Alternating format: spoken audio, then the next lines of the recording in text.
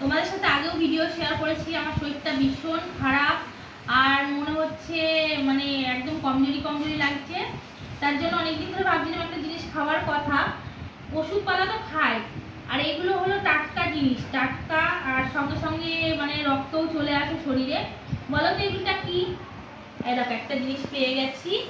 এই জিনিসটা খুব পাওয়া যায় না, একদম দুর্লভ, খুব কষ্ট করেই পাওয়া যায়। আর পেয়ে গেছি। এর ঝোল খাও বা শাক খাও, যাই খাও তাতেই উপকার। পুরো এটার মানে একটু একটু পাতাতে পাতাতে রক্ত রয়েছে।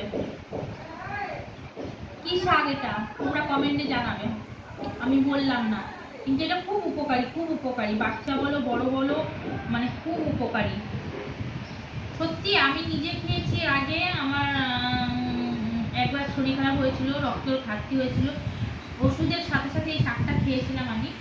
মানে জলটা এটাকে ফুটিয়ে সবুজ করে একটু ফুটাতে হয়, ফুটিয়ে এটাকে ছেঁকে নিয়ে জলটা শুধু খেয়েছিলাম।